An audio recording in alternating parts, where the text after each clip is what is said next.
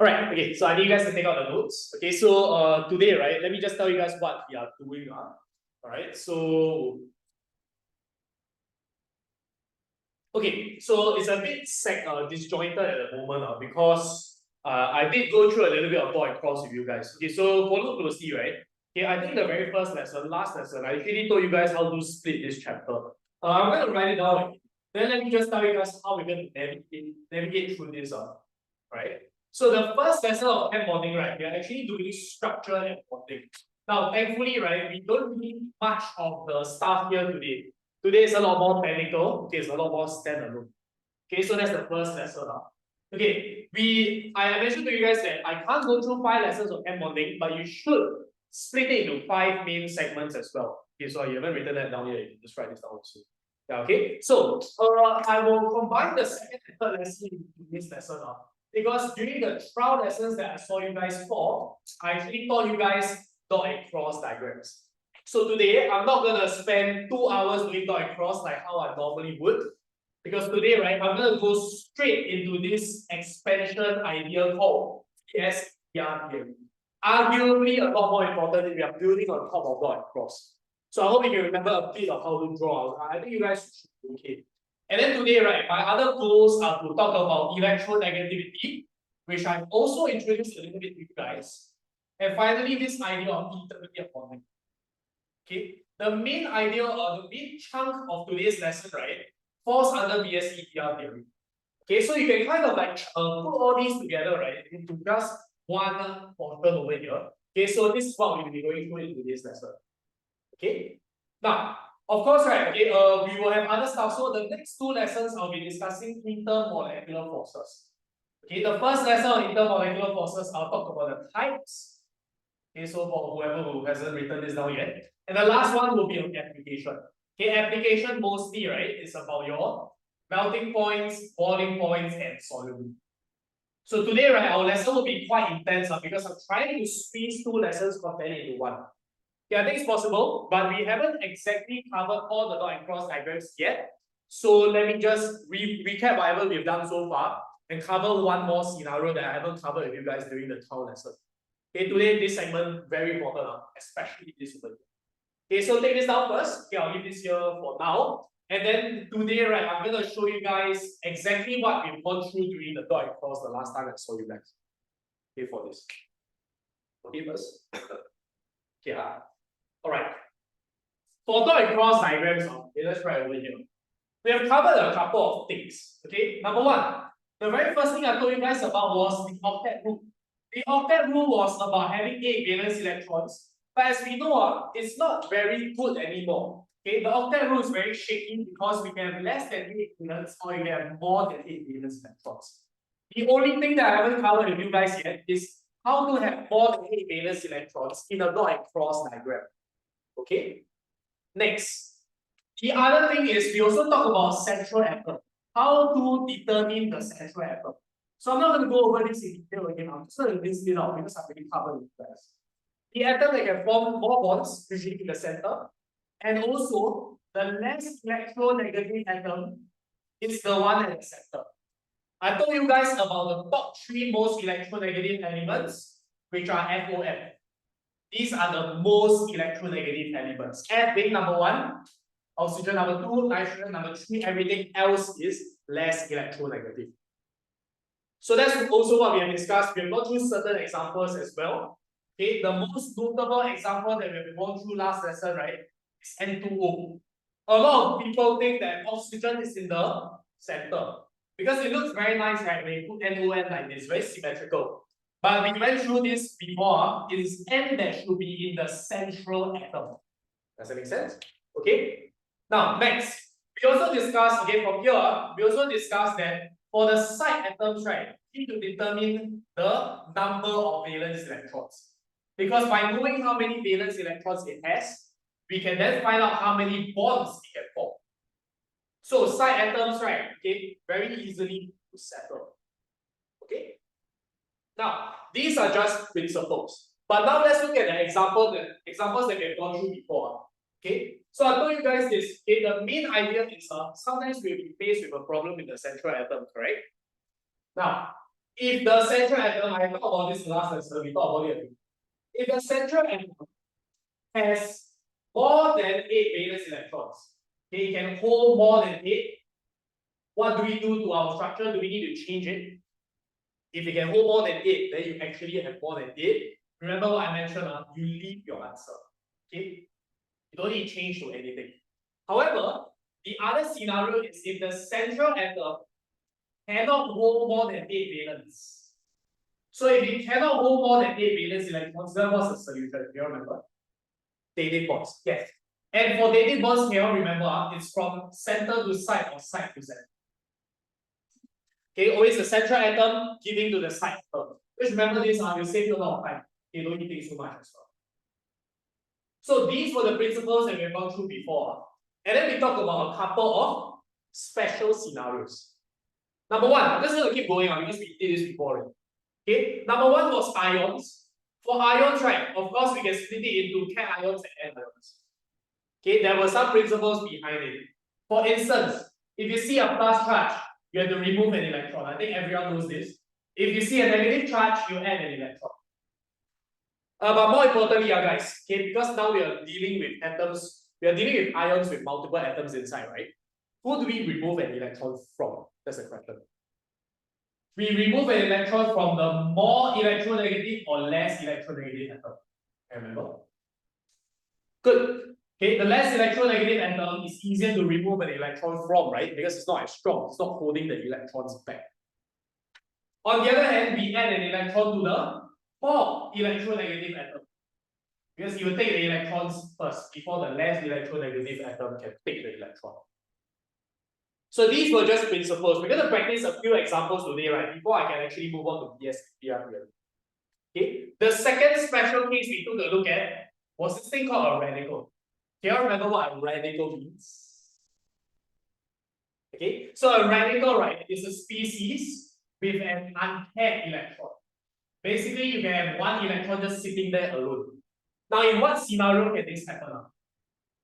How many valence electrons will they have such that they have an unpaired electron? An odd number. Okay, so if you go and count up, and then there's an odd number of valence electrons in total, you definitely know that there can be an unpaired electron in a compound, making it a radical. Okay, so far? Okay, Now, we've talked about ions, we talked about radicals. Those were pretty much all we discussed. And then we ended off the last time, right? By talking about having more than 8 valence electrons. So let's explain this concept a little bit. So I think let's flip over to that particular page. Okay, which page is it? Okay, so we're going to talk about expansion of octet. You all can turn to page 24 and 25. All right, so on page 24, right, at the bottom of that page, it says there are certain elements that can expand their octet. So let me just cover this very quickly. Who can expand the octet? That's the first question. Who? Most importantly. Okay, take note, it is period 3 elements and below. Now let me clarify this. What does it mean to be and below? You know what it means? That means? Okay, if you look at the periodic table, below period 3 is period 1. Period 4, 5, 6, 7. Okay, basically anything literally below period 3. Okay, not period 1 and 2. It's like 4, 5, 6, 7.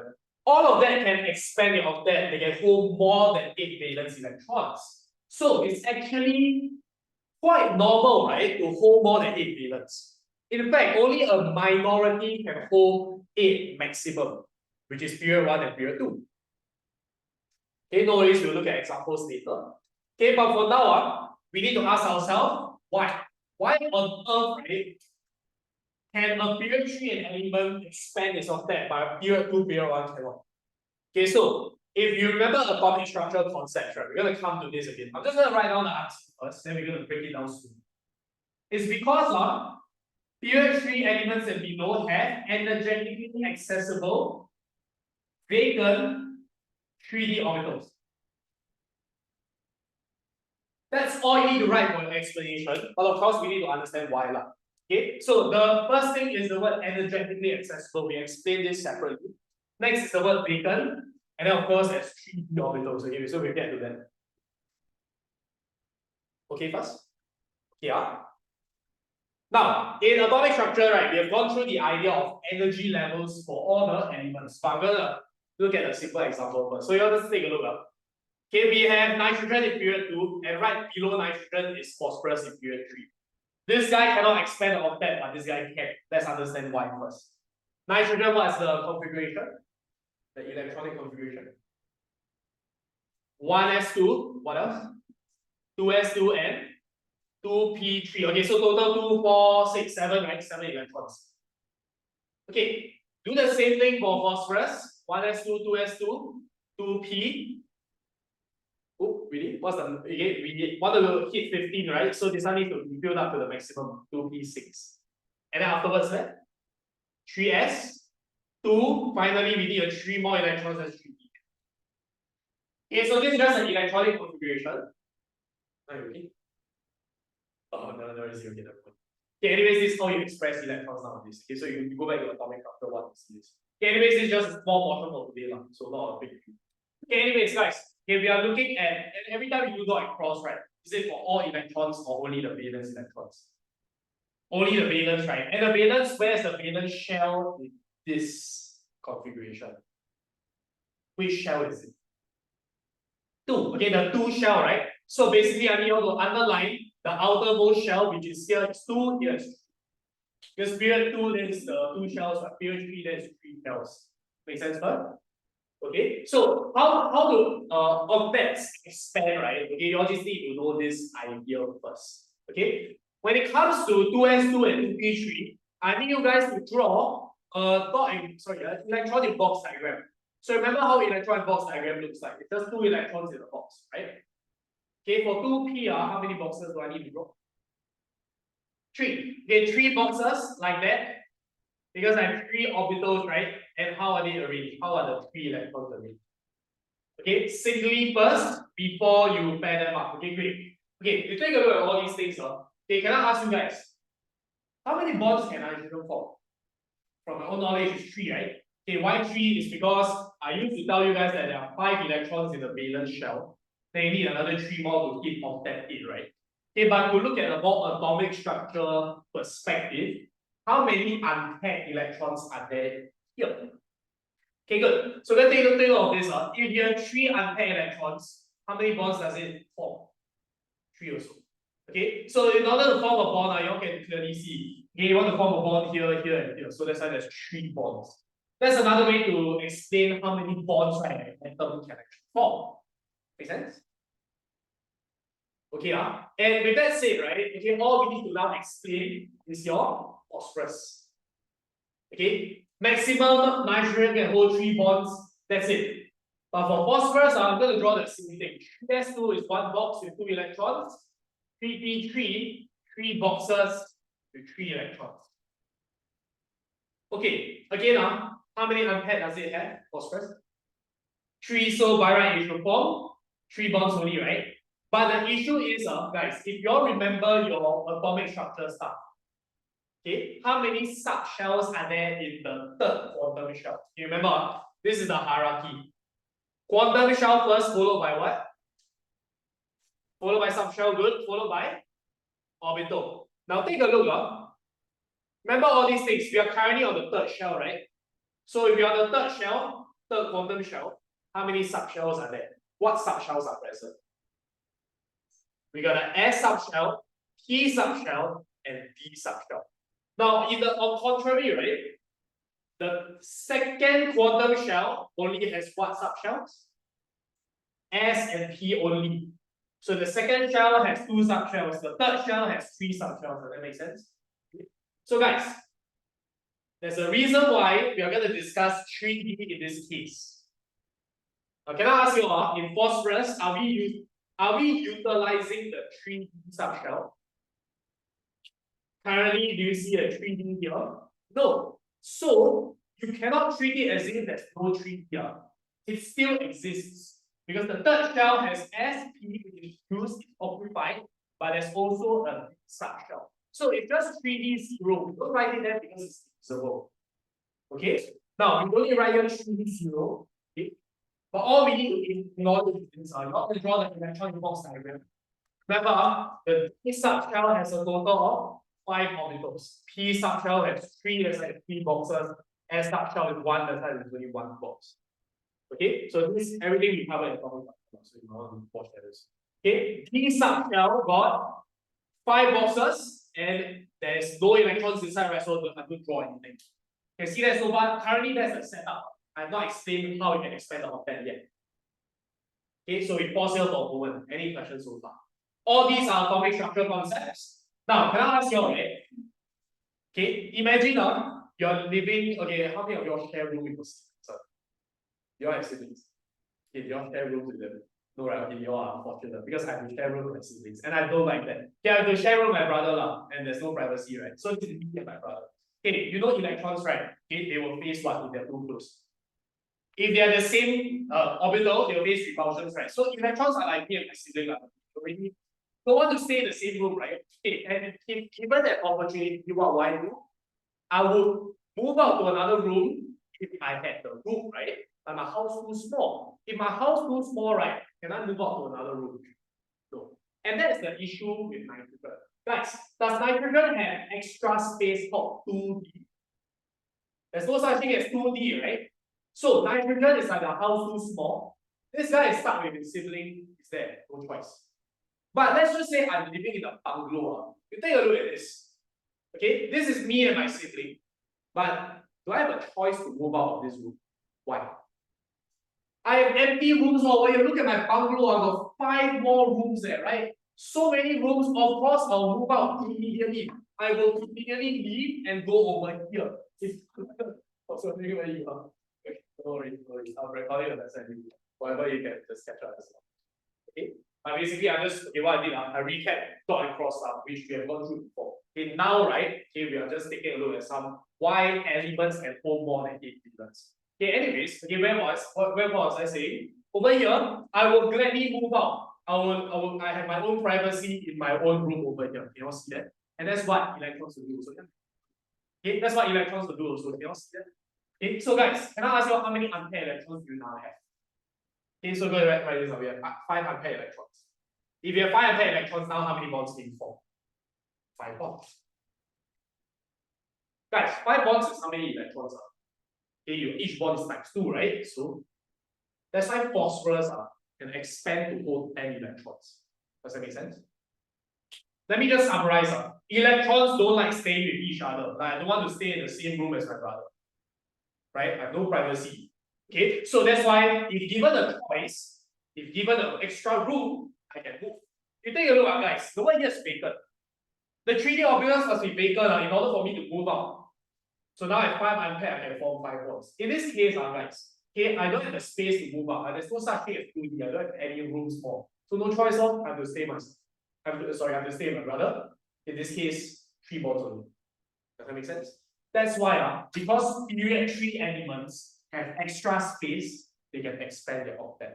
Period 2 don't have extra space, it cannot expand octet. Does that make sense?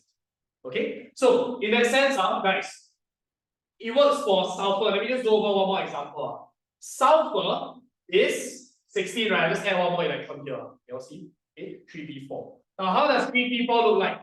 3s2, 3p4. Make sense? Just add one more each. Now, how many people are not satisfied with their own living condition, their own living space? 2 people, right? But can they move out? Can. This guy can move here. He can move here, right? And then this guy can move here. Now, how many unpaired electrons do I have? 6. How many bonds can I form? And how many electrons can sulfur hold maximum? 6 times 2, 12. 5, 5, 10, now 6, 6, 12. So that's how expansion of octet works. It's because electrons don't like to be in each other, and if they can move out, they will gladly do so. Does that make sense? Okay, so with that said, okay, it's all explained on that page, but again, if you forget, then you refer to the notes. Okay, now you all just take a look at this. Okay, what does energetically accessible mean? Okay, I just summarized because we don't really have time. Okay, basically are the energy levels, okay, of the 3s, 3p, and the 3d subshells are all similar. And this is very simple to understand. Guys, because the energy levels are all around the same, right, guys? they can just jump to other shells. Okay, they can just jump from 3s to 3d. Okay, if the energy level was very different, there's no way the electron can just jump to a 3D subshell. But here they can because they are all around the same energy, they can just hop across one another. Okay? Can? Yeah, that's what energetically accessible means. And then from here, right, I'm just gonna go straight to the examples really quick practice.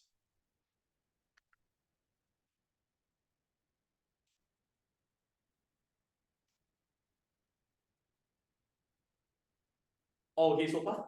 We're gonna try some questions of we don't have the time to try everything. So guys, okay, turn over to page 27 and we're gonna try, I tell you all what to try. Okay. Oh, okay, where do I go on this? Okay, just draw here first.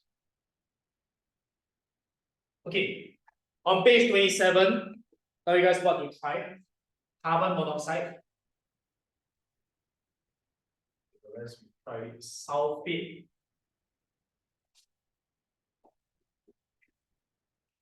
Okay, we try 4, then we need to move on.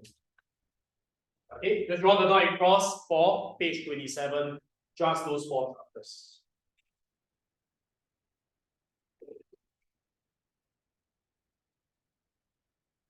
Okay, so what you miss? Okay, so I went through whatever we've gone through the body course. I talked about ions last time, the first time I saw you, right? The ions, okay, central atom, got some special cases. Okay, everything here we talked about already. Radicals, some stuff have unpaired electrons, right?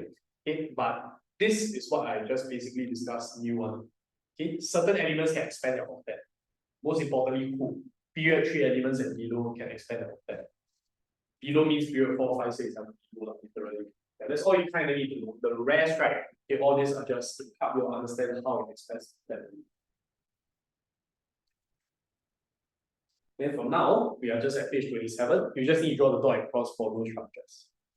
Okay.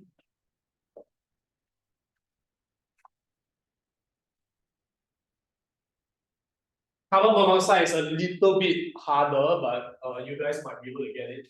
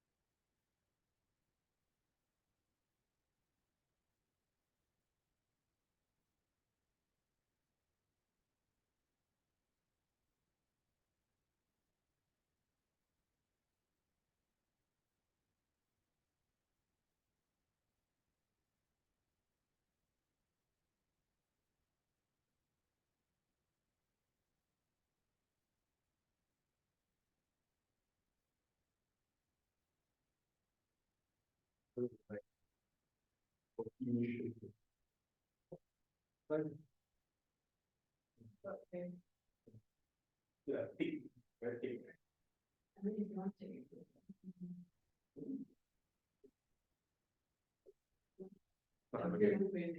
Oh, no, just tell me what to get now. You get from the E-Mark 24. My mom import from Korea. Oh, because now we put E-Mark 24. I don't know. We bought like she messed by. Oh, I'm running out of protein powder. So I'm looking at this kind.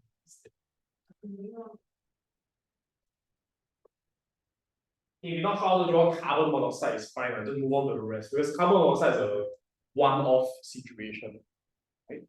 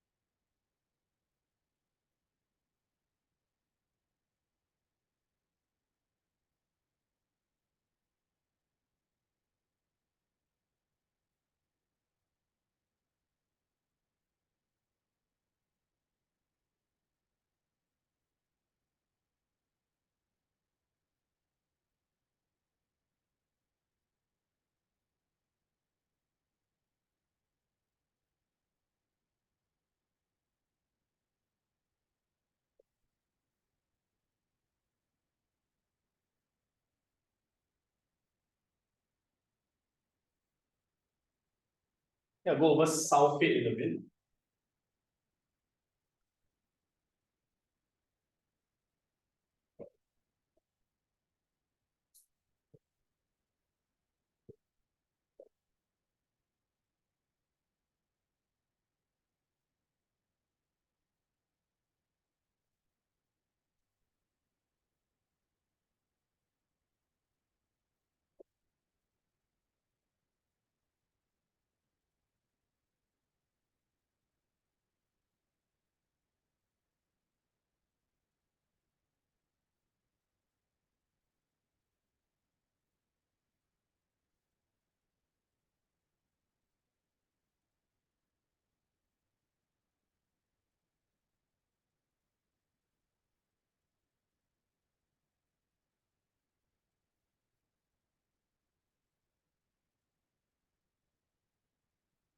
Sulfate needs to have the bracket.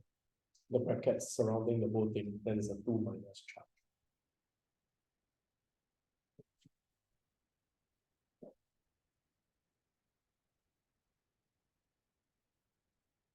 Okay, perhaps I talk about sulfate ion first, okay, because maybe it's been a while since we actually last touched on dot and cross.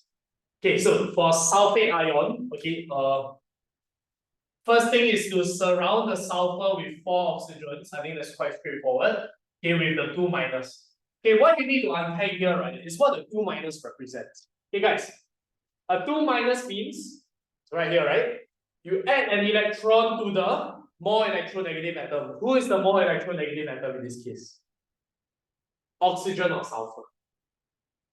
Oxygen, right? Yes. Okay, so oxygen is more electronegative. Yes. But we have 2 minus. I give you guys 2 options. You all tell me which one's more appropriate. Do I give 2 electrons to 1 oxygen or split it evenly across 2 oxygens? So should I give 1 each or give 2 to 1 guy? Okay, so take note. When you see multiple charges, you have to split it evenly across the number of oxygens.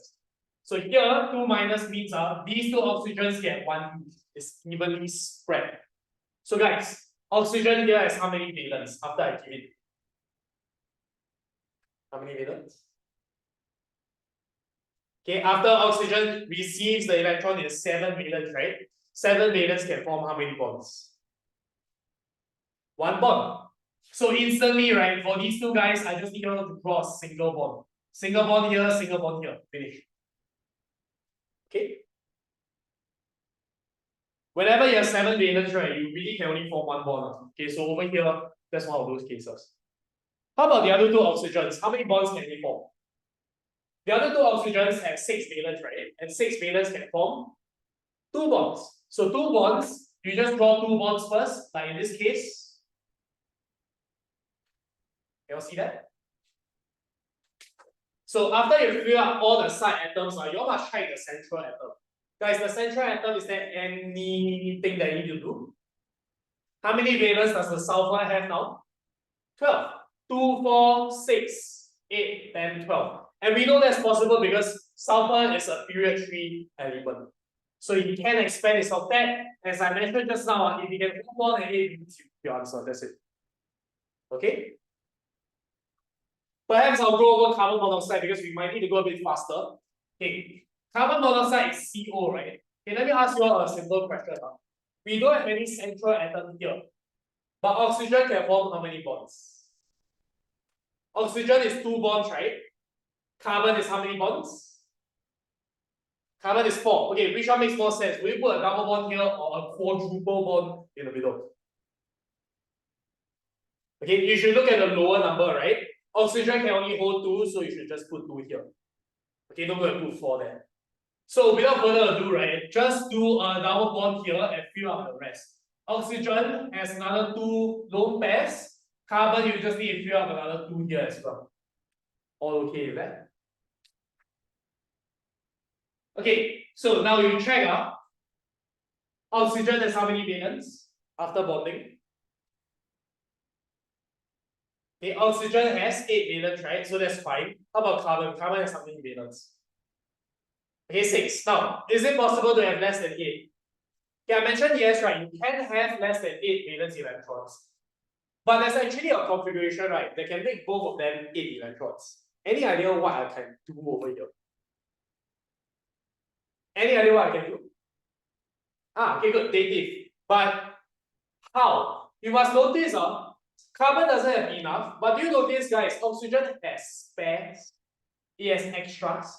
So do you notice that these extras can actually do something useful instead of just sitting there doing nothing? So what should I do here? Who gives to who? It only makes sense for oxygen to give to carbon because oxygen has more spares. So you take these two dots and then you're just going to put it into the pile where they share the electrons. So let me just move this down here so make it nice. Guys, do we have 8 valence for both of them now? Can, right? Because carbon has 1, 2, 3, 4, 5, 6, 7, 8. Oxygen also 1, 2, 3, 4, 5, 6, 7, 8. So that's how carbon monoxide actually looks like as a rather unique compound. Okay, it is a triple bond. How it looks like, you all can write this down also. It's made up of a double bond plus a dative bond, so it's considered a triple bond. Okay, that? Yeah. And with the remaining 2 structures, right, I just need you all to try drawing it. Okay.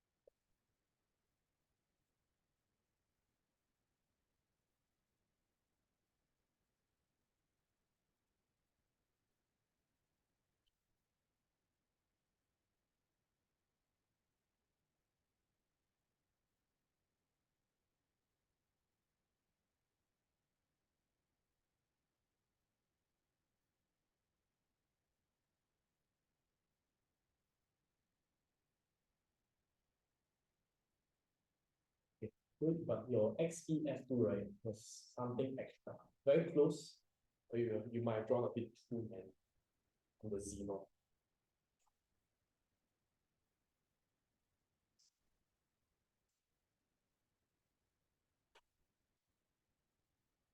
All these are crosses. And dots. Because it has to be dot, then cross, dot, and cross. So it has to alternate. So if you choose cross for fluorine, xenon must be a dot, vice versa. If you choose dot for fluorine, the xenon must be a dot. Because now it's all crosses.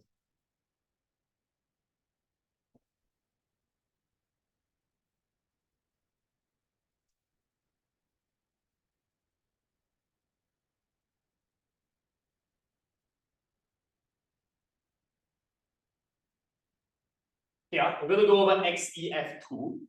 Okay, so XEF2 makes sense for xenon to be the center. How many bonds can fluorine form? 2 bonds, right? 1 each. So, 1 bond here, 1 bond here, and then fluorine you free up the rest of the valence electrons. So this one I think no problem. But guys, can I ask you, xenon has how many valence? 8. Now you might be taught in secondary school, right, that noble gases like xenon, because they already have 8 valence, they shouldn't undergo covalent bonding. But actually that's false. It is actually possible. Okay, as you can see here, xenon has 8 valence. So how many lone pairs are there? 8 and 2 is used in bonding. You are left with 6, right? 6 is actually 3 lone pairs. 1, 2, 3. That's the structure of xenon. 8 crosses in total. Does that make sense? We can hold more than 8, so that was 2, 4, 6, 8, 10, because xenon is period 3 or 4, so definitely possible. Okay? Finally, the last one, let's just move on from here. We need to go a bit faster already. Okay, ClO3 minus. Okay, so we have Cl being surrounded by 3 O's. Guys, what do you do with the negative charge? You add an electron to oxygen. So let me give it to this guy. So how many bonds can he form now? Okay, oxygen has 6. Now you add one more, become 7. 7 is only a single bond, as you can see here. Does that make sense? And then how about the other 2 oxygens? How many bonds can they normally form? 2. So just draw another bond. Yeah, okay, see, you notice there's always about the side atoms. Whenever the side atoms are settled, right, your central atom is settled later on.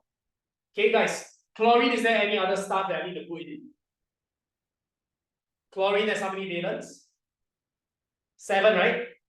7 valence, how many are used in bonding? 5. You're left with 2 more, which is actually a lone pair. So don't forget about the lone pair of chlorine. How many electrons are there around chlorine? 2, 4, 6, 8, 10, 12, right? Is that possible? Yes, because chlorine can hold more than 8. You just leave your answer. Finish. So all these examples we have gone through today are, except for the first one. The central atom is all period 3 and below, so you can expand on that. You just leave your answer. You know? So those are all the dot and cross scenarios. We'll be practicing more dot and cross in the bit. Okay, but for now, right, we still need to have an expansion to this idea, which is VSEPR. So later on we have more practice, not to worry. So far, any questions? All good? Okay, now with that said, okay, let's just very quickly move on to this theory. Now guys, let me tell you first, okay, you do not need to memorize what V and SPR stands for. You just know it as VSEPR. Okay, go over to page 29. Okay, page 28, some of the questions there don't really matter that much. It's not too important. Okay, but page 29, this theory has 2 parts. This definition has 2 parts and you need to write both.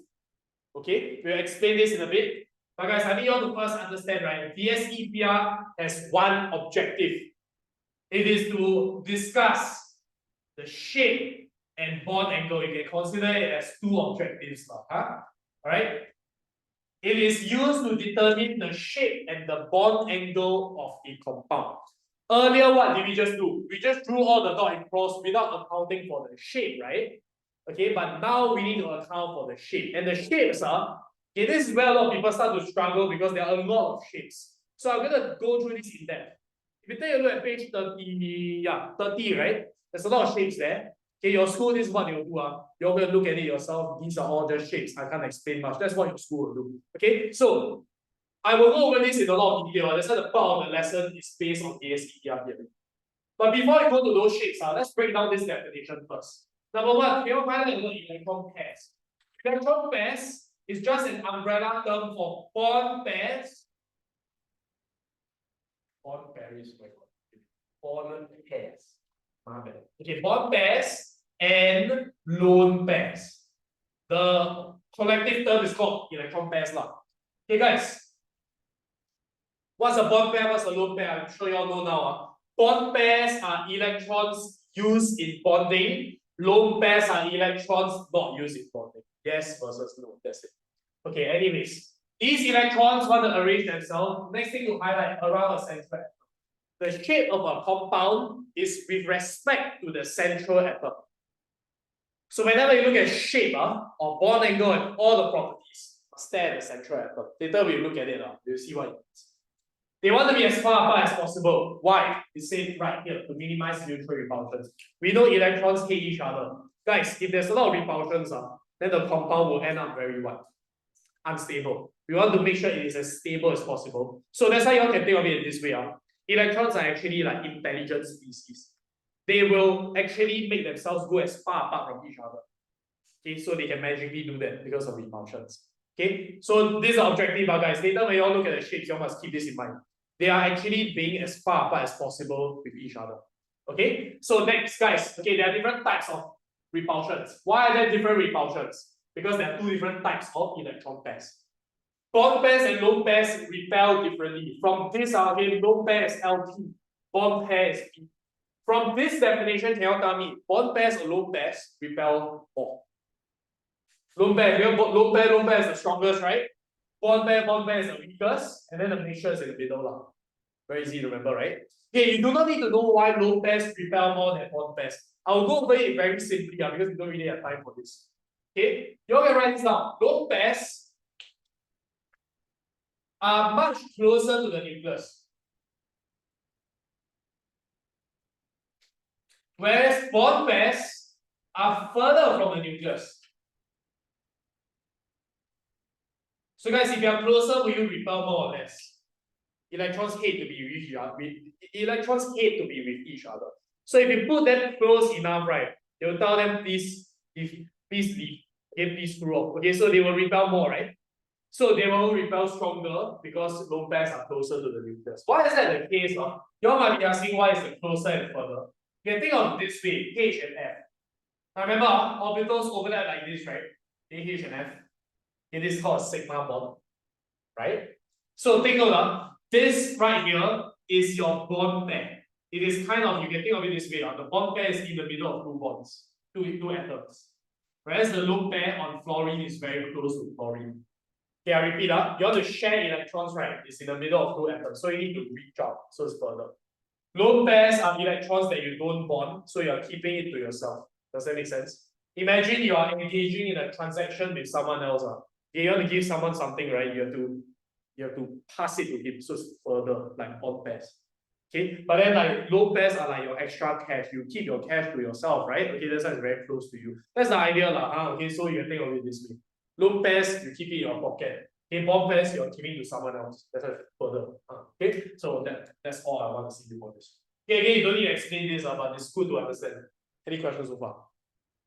Okay, because they repel differently, you're gonna end up with very wonky shapes, which we're gonna look through one by one. Okay, so get an idea first. Okay, all the weird shapes come about because they want to go as far apart from each other and they repel differently. So I want you all to take a look, right, at page 30 now. Okay, on page 30, we're gonna go over every single shape, and you need to know every single shape and every single bond angle. I'm gonna give more details here, so you all know a bit better. Okay, you all see how it's split, right? Okay, first they talk about the total number of electron pairs. Look at that first. You have a number of lone pairs and bond pairs. I'll start small, 0. I will use the example in the notes as well. Okay, so they have this thing called VSEPR, right? They have 2 bond pairs and no lone pairs on the central atom. Now, can I ask you what's the bond angle here? You might want to annotate on your diagram as well. The bond angle is obviously 180 actually. Okay, so it's horizontal. Yeah, again, not 0. Okay, so as you can see now, guys, it makes sense, right? If the bond is like that, do you think this is the furthest they can go from each other? No, right? They can go further, right? This guy, the furthest they can go is really like that. So that is 180. Bear that in mind, they want to be as far apart from each other as possible. Okay, that's why this is the shape they can come up with. The shape here is called linear. And I'm going to introduce another idea. This is a 2D shape. Okay, for every shape here, right, I'll tell you what is 2D and what is 3D because you need to know. Okay, it's not in the notes. Okay, so we're going to write this out. Okay, 2D. Okay, it's called linear for a good reason. I'm pretty sure you all know why, right? Okay, then we just move on from here. Next, I'm going to increase to 3. Guys, how do 3 bonds arrange each other as far apart as possible? Okay, imagine a circle. Okay, a bond pair can arrange in a horizontal. You cut the circle into half, right? Okay, how about 3 bonds? Is this the furthest? No, right? It should be equally far apart, right? Okay, that's why the shape in this case looks like that. Can you all possibly guess what the bond angle is? You take a circle, you split it, what is it? 120 long. Okay, so sometimes some bond angles really very easy to remember. Okay, so all the bond angles here are the same. Guys, why are the bond angles the same? Because I hope you all notice bond pairs. They are all bond pairs, right? So do they repel equally or differently? Equally. You have lone pairs. As you mentioned, lone pairs repel more than bond pairs. I haven't introduced lone pairs yet. So just take note, I only have bond pairs, so they're going to repel all equally in all sides. Makes sense? The top repel equally with the bottom. That's why it's very nice and equal bond angle. Here, all three sides repel equally, so the bond angle is all the same. Makes sense? Okay. Here, the shape, go and highlight. It's called trigonoplanar. And I need you all to take note, the word planar means 2D. To be more specific, planar means like that. If I take a flat piece of paper and I slap this molecule onto that paper, right, it will also be flat. Nothing is popping out and shit. Okay, it's just flat there. Make sense? Okay, that's what planar means. So it's 2D to be specific. Okay, simple shapes, no question so far, right? Okay, let's introduce lone pairs now. Okay, lone pairs. Okay, I'm going to replace the top bond, right? Okay, I'm going to replace the top bond with a lone pair. So instead of 3, 0, I have 2, 1. Look at this, you lose the 1 in the notes also. Okay, all I've done is replace the top, okay with that. Okay, this shape is literally called bend. Don't need to explain why. Okay, it's also 2D. Okay, so think of all this first. Okay, but I want you all to make a guess. Do you all think the bond angle is going to be the same? Okay, why not? The notes say 118, but can I clarify with you guys? Where's the 118? Can I ask you, is it here? Is this 118? Or is this 118? Where's 118? Between the two bonds, right, guys? Please take note. What the hell does bond angle mean? Bond angle means the angle between bonds. Don't tell me the angle with the lone pair. That doesn't make sense. There's no such thing as lone angle. Okay, it's only bond angle. So I can do the bond angle all sides here because they're all bonds, right? Okay, but here cannot. Here I have a lone pair, so it's between the two bonds. Does that make sense? Okay, okay, why is it a weird number? Okay, good. Okay, I hope you all notice something. Okay, we go through this. Why is it that when I replace a bond pair with a lone pair, then the bond angle is suddenly different? Okay, so what is the repulsion here called? Okay, refer to one of these three. What's the repulsion here called? Bond pair repelling from bond pair, right? How about here? Now here, the lone pair is repelling with the bond pair, right? So can I ask you, which one is stronger? The one at the bottom. I want you to visualize, this is all about visualizing. If it repels more at the top, it's going to squeeze the bottom, right? Okay, so visualize, it squeezes the bottom, that's why the bond angle is smaller. Okay, the next page, I think they will ask you to explain this. The one, you all can go write yourself. I don't have time to make you all do this. Okay, but I just explain first. Simple, right? Okay, that's why the bond angle is different. Okay, so far, shapes are pretty easy. All are 2D shapes. We're going to move on to 3D shapes now. All good? Yeah.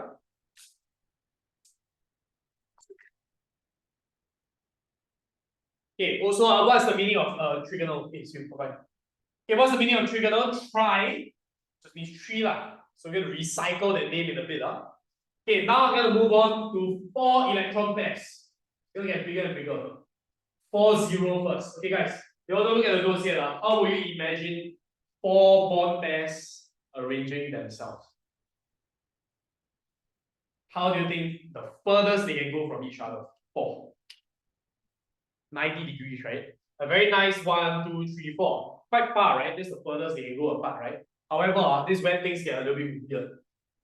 4 bond pairs, they arrange like that. Now it looks weird, right? Why here repel more than here? I thought they are all bond pairs. I thought they are all supposed to repel equally. It's because, guys, I need all to think of a few things. This is known as a tetrahedral shape. Tetra means 4. Okay, all that, yes. But take note, this is a non-planar structure. Non-planar means what, guys? You want to make a guess? 3D. So what you're looking at currently is a 2D shape. Like you look at it, you think it's 2D, but no, I think you visualize it. Yeah, how will you visualize it a bit? Okay. So the bond angles here are actually all the same. It's printed in the notes. I'll come to that later. Okay. This one, the bond angle is actually all the same, 109 degrees.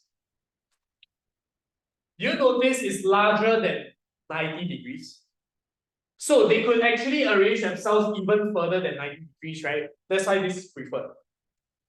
Does that make sense? Okay, 90 seems like the furthest, but they could actually tweak it such that it becomes 109. That's even further from each other. So that's even more stable. Does that make sense? Okay, so guys, take a look. How does this structure actually look like? I'll introduce a 3D notation. Because now it looks like 2D. I'll show you how a 3D notation looks like. Can you all see these three things at the bottom? Okay, do you all know what a tripod is? You know the camera, right? The tripod. I want you to imagine the 3 fingers, my 3 fingers here, okay, is a tripod stand. These 3 are basically a tripod stand. You look at this, do you think this is flat? No, right? Okay, a tripod stand is 3-dimensional. So these 3 are the legs of a tripod. The top bond, right, is just a thing stuck on top like that. So imagine these 3 legs plus 1 stick on top. That's how tetrahedral should look like. So guys, what I'm going to do, I want you to draw this, and I'm going to explain. So from now on, if you draw like that, draw. That's not the furthest. You can go further. From 90, you can actually go to 109. So actually, 90 degrees is only if it's limited to 2 dimensions. But we know our reality is actually 3 dimensions, right? That's why when it accounts for the 3rd dimension, it could actually spread itself apart further to 109. That's why it's even more stable than this. Okay, so they, as I mentioned, electrons are very intelligent species. They know what to do. Okay, so let's take a look. Okay, the bonds that I want you all to change are these bonds. When I draw this notation, I'll explain in a bit. Okay, RI nodes will have this. Okay, RJ nodes will have this. Okay, AC, I'm not very sure. I think maybe have one nowadays. Okay, so I'll teach you all the 3 notation now. Usually they teach this at the later half of J1. Never mind, I'll teach you all now first. It's not very hard. Okay, because I need you all to go and write down the legend. You have a dash bond and a dotted bond, a solid bond and a dash bond, whatever this is called. This one means it's pointing outwards towards you. This one means it's pointing inwards into the white bond. Okay, write this first, then I'll explain it a bit. But as I mentioned, this is the 3D notation. If you draw this in your exam, it's correct also. Okay, but if you don't, it's fine as well. Okay.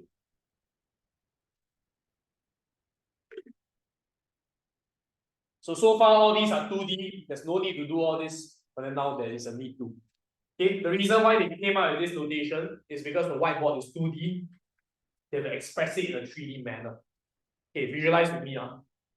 These 3 are the legs of a tripod stand. So you're gonna look at my fingers. You're gonna do like this. Okay, can you all see my middle my middle finger? It is along the whiteboard, right? That's why it's the normal one. Can you all see my thumb? Is this black color, right? Can you all see it's pointing towards you? It's protruding outwards. It's not along the board.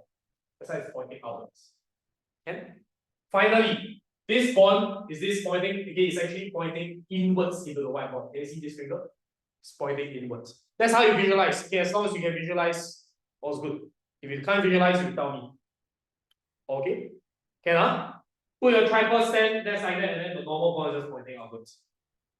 So from now on, you have to understand, if you really can't see the bond angle, they're actually all the same, by the way. Okay? All these bond angles are 190 degrees, because even though this looks like an acute angle, it's actually 3D, right? So it's actually 290. Okay, just recognize 3D, don't just look at it as 2D acute angle. It's not acute angle. It's actually obtuse, but because it's 3D. Does that make sense? Okay, so this notation very useful. Can just erase this. Okay, all 109, doesn't matter where you put it. Now, any questions?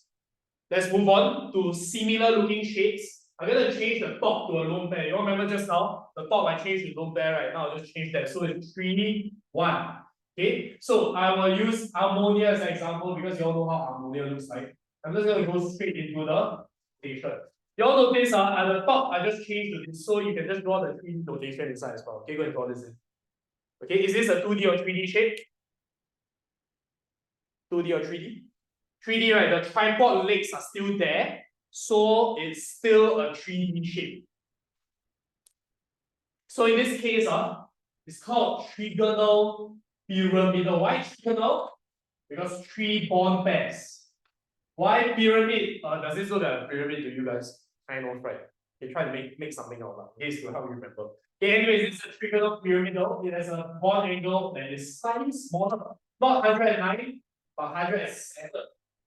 Once again, let's explain on the fly. Why is the bond angle smaller? Guys, is the bond angle here 107? Why not? Between the bonds, please remember, you can do it here, but you can't do it here. Okay, so you take a look. Bond angle here was 109, but how come here smaller? Can someone explain to me? Go and annotate. I need to see your paper full of shit. You'll get a lot of notations inside. Okay, if not, you're not actually doing this portion correctly. Okay, guys, how do I explain? Why is it that this part is squeezed smaller? Then smaller. Why? Good. Okay, so lone pair, bond pair repulsions. The top there pushing the downwards even more. But you can't just stop. Tell me about this. This guy is what repulsions? It's only bond pair, right? Which one is stronger? Lone pair, bond pair, according to this. So it's going to squeeze, it's going to push the downwards into a smaller bond angle. All these are, I just need to help you all visualize. That's my job here today. Okay, can? Okay, go right now 3D also. Forgot to write this. Okay, 3D. Non-planar. We're going to use the word non-planar in a legit manner. Okay, but just write 3D first. Okay, finally, guys, I'm going to look at 2-2. Okay, just take note. 2-2 is a little bit special also. What shape was this? Okay, 2 lone pairs, 2 bond pairs. What shape was this? Okay, have we seen this shape actually? It's actually pen, it's the same thing. Okay, so pen, right, is don't worry, it's a 2D shape, doesn't change. Okay, the bond angle here, 105. Can someone explain to me why the bond angle is even smaller? Usually they ask you to compare all these three, okay? So why? So this is a not two lone pair, bond pair. What's more significant here? It's lone pair repelling with lone pair. So I hope you all notice. Here's the weakest repulsions. So the bond angle is quite huge. Here, as the repulsions get stronger, it's going to squeeze the bottom part smaller. Here, even stronger, going to squeeze even smaller. Does that make sense? Guys, you want to remember a bit here. 109, 107, 105. What's the relationship? Not really. There's a more obvious pattern here. The pattern is just -2 long. Yeah, okay, just remember like that. Okay, I'm helping you all remember this. Then this part, right, you all will need to refer to this for the first 2 months. You need to keep referring to this page. Okay, but try to minimize that. I help you minimize that. Okay, so far. Okay. Any questions? Please ask me now before I go over to the other ones. Okay, and this page, please like dog ear it or something. It's a crucial page. Unfortunately, this is not in the data booklet. If it was, right, I wouldn't be spending so much time talking about this really. Okay, so no choice. You eventually, I'm not asking you to memorize, don't get me wrong, it's impossible to memorize this shit. Okay, you must do it. There's no more questions which I'll do with you guys. Okay, you eventually know what are the common shapes and what are the non-common shapes. Okay, but we do need to know everything. Okay, come, let's go over to the next page. Okay, bear with me here. I know it's a lot. Okay, but I have to explain all the. Okay, guys, 50. Okay. 50 is a very important shape. Okay, I say it first.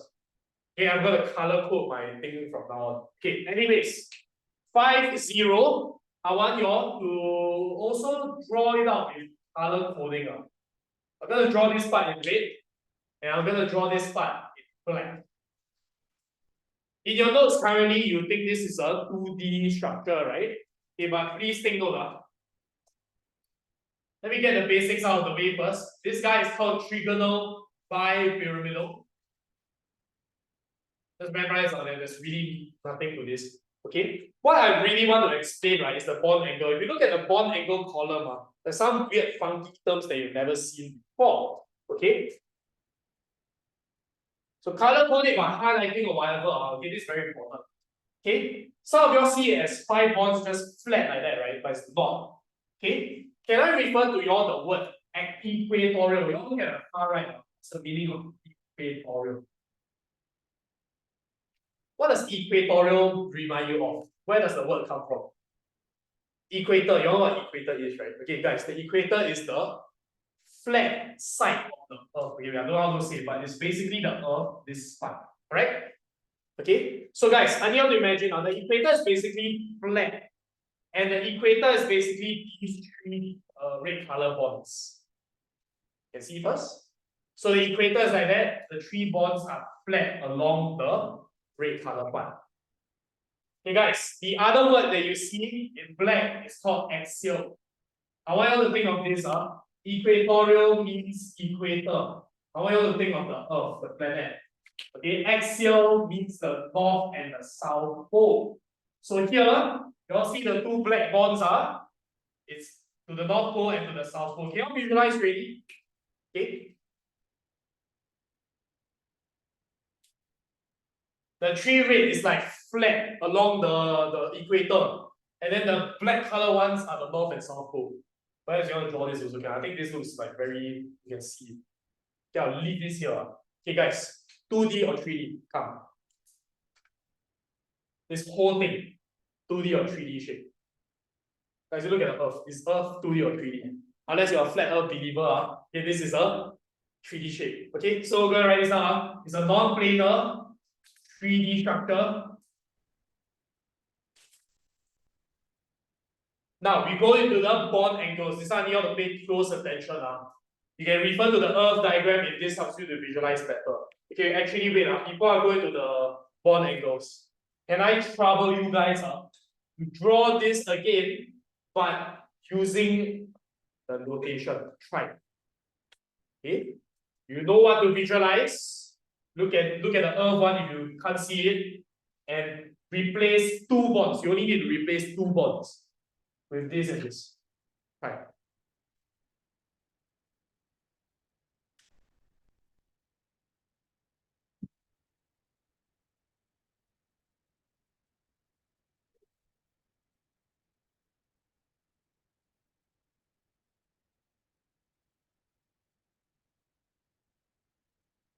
Good.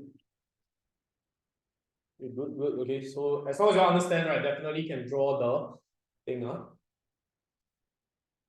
that works as well. That works as well. It's correct. But let's put them together. Put the two bonds together. Meaning to say, okay, I want you to imagine, can you all see the three red lines? You think it's like that. Look at my marker. You think it's like that, but it's actually like that. Can see that? It's not like that. It is flat. So can you all see the red color markers pointing outwards? The red color marker is pointing outwards, so it should be here that has the solid bond. Do again. The one that's pointing inwards is which marker?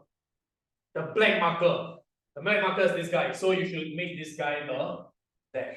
Okay, this one will be a bit more cohesive. Okay, the one that you did is here, but it's actually okay as well. It depends on orientation. But try to leave this as a normal. Okay, can? Now next. Now that you all understand how it looks like, can I ask you all the bond angle? They gave two different bond angles, right? We look at equatorial first. Focus on the red color bonds. The red only, Can you all look at the red bonds? Can you all tell me what the bond angle is? Good. You see, it's a circle divided into three, right? So the circle equatorial, 120. Does that make sense? Now, guys, the other one that I want to discuss actually, you all look at the axial, the north and south pole. Can I ask you what's the bond angle? Don't look at the notes. What's the bond angle here? You say it's 180, right? But you look at the notes, what is it? Why? This is obviously 180 one. North pole, south pole, not 180. Okay, why is it 90 degrees? Because I need you all to understand. The idea of bond angle means what? Okay, let me write this down one more time. Bond angle is the bond, okay, is the angle between the closest two bonds. Idea is closest. So, can I ask you all, the north pole, right, the black color bond, where's the next closest? Is it the south pole? No, it's one of the equators, right? Guys, what's the bond angle? Can you all see it's perpendicular with the equator? Equator and north pole is perpendicular. So over here, all 90 degrees. You visualize? My drawing not that good, okay, but you want to visualize 10 already. That's why the axial plane is 90 degrees. Okay, this is one of the harder VSEPR questions they can come out with. So I need to make sure you all know how it looks like first. If not, the question confirm cannot do one. Okay, tutorial also has one now. Never mind. Okay, get this first. The next couple of shapes are just this but slightly modified. It gets easier, don't worry. Okay, let me remove the earth first. Okay, actually, let's look at the next guy. Okay, 4-1. The one right lone pair is gonna replace this. Okay, so same thing, I'm gonna use my color coding. Okay, now just a lone pair here. Okay, and I still have my north pole and I still have my south pole. Guys, I don't want to talk about the bond angle here. Y'all look at the bond angle. It's exactly the same as what we saw above. Why? Because I already explained. Okay, it's just one less bond. It's still 90 degrees with the axial plane, 120 with the, yeah, it's still there. Okay, can? Now this is called seesaw. Can you see why it's a seesaw? Still okay, like that, it looks like a seesaw, right? Yeah, they ran out of names now. Okay, let's just accept it. Okay, so seesaw, 2D or 3D? 2D. Still 3D, you still have the equator and you still have the North Pole and South Pole. Okay, so it's still 3D. The bond angle is exactly the same. If they ask for the bond angle, you have to give me, I think one is enough, but I think it's best to give me both. Okay, it really helps you understand. Alright?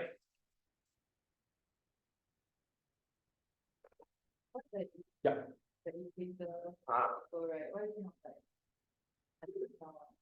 Okay, so yeah, good question. Come.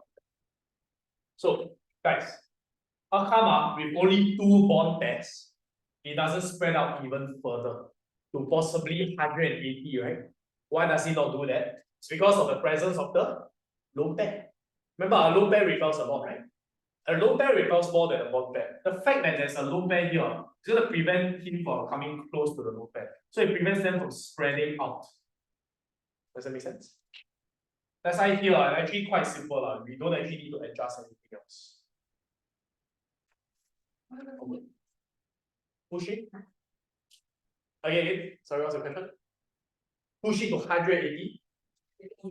118. Oh, as you are talking about the bond over here, right? The band shape. Okay, so one possible reason is because it's also influenced by the bond pair repulsions of the North Pole and South Pole. So that's possibly another reason why. Okay, so this is just, okay, guys, you have to understand at some point, okay, they measure, the scientists go and measure, and then they realize it's actually this bond angle. Our job is just to try to explain what is. Okay, this one I know is a bit challenging, because the question when it comes, they actually talk about some stuff as well. Okay, but take note, okay, you all shouldn't look at it as a standalone without the North Pole and South Pole. If that was the case, you guys got it correct, it's 118 ring.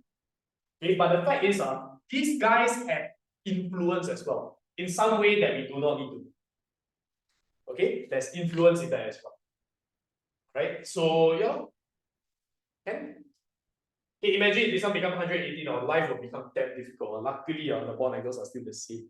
Okay, so we're just gonna make it even smaller and actually it gets easier. Okay, in this case, right, we'll get this structure, we use, I think, ICL3. Okay, so ICL3, right, is literally a T shape with 2 lone pairs. Now, it's a common shape and with good reason because it's quite easy. A T shape is 2D, and that's pretty much all I want to discuss. What's the bond angle here? I'm pretty sure everyone can see that 90 degrees, right? Yellow? So T shape 90 degrees, let's just move on from here. Right? Nothing for me to discuss. And furthermore, you can go one smaller, so you can go to 2, 3. 2, 3, this one worth discussing also.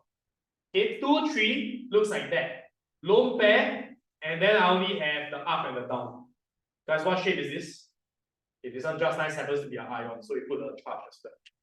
Hey guys, what's this? It's literally a straight line, right? Okay, so linear, you can make a guess, 2D or 3D. Linear can only be 2D, it's just a straight line, right? It only covers 2 dimensions, right? Okay, so maybe you can stare at the shape a bit more carefully. Let's just think about something, because here you guys asking about some shapes, right? Okay, we look at it carefully. Okay, first of all, what's the bond angle? Okay, 180, right? Okay, so in this case, 180. But you'll be asking a few questions. Even I ask myself that question. Okay, you all see, just now when we see 180, right, there were no lone pairs, right? And it makes sense because 2 bonds, they're just 180. Okay? But now I look at the lone pairs. if I had an equal amount of lone pairs on both sides, it will make sense for the bond angle to be the same as well, right? But here you see the right side has 2 lone pairs, left side has 1 lone pair. Which side do you think repels more? The right side. Makes sense, right? More lone pairs will repel more. So shouldn't this bend like that? See that? But why is it still a straight line? Okay, so again, one possible reason could be the lone pair repulsion, okay, is equally as strong as both lone pair bond pair repulsions. This could be one possible reason. They want to ask about this, don't worry. This one is too much into molecular geometry in H3 chemistry. Okay, we won't go into that. Okay, molecular geometries go way beyond VSEPR. This is just a simple part. Okay, so do not confuse you guys too much. Luckily, they don't ask this, but perhaps this would be a possible reason. Okay, again, I still don't know what the actual reason is. Doesn't really matter. Okay, so we just gotta accept sometimes that these are the things. Okay, molecular geometry in H3 is a bit too much. Okay, so we shall not go into that. All good? Okay, okay, so for the 5 shapes, I would say the first one is the most important. The rest, T shape, most important as well. Okay, again, just bear me a little bit longer. We are just going to look at the last group already. The last group is surprisingly less. Okay, and this one is actually quite easy to visualize. Okay, not as complicated as 5. Okay, take a look. First is 6, 0, and I want you to color code this again and draw the 3D structure. Okay, SF6. It's similar to just now where we have an equator. This is the equator, so it's flat. And this is the North Pole, South Pole. Okay. Same thing. I have my Earth, my equator, North Pole, South Pole. Currently, my equator is split into 4 bonds like that. A bit ugly, okay, but you get the idea. Okay. First of all, can I trouble you guys to draw the same thing but with this notation? Go and change the bonds.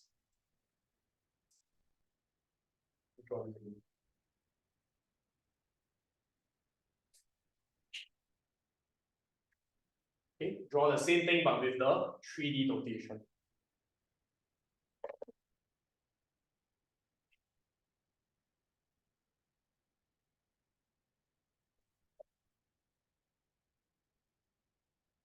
Able to call them on my head, I don't want to scam you.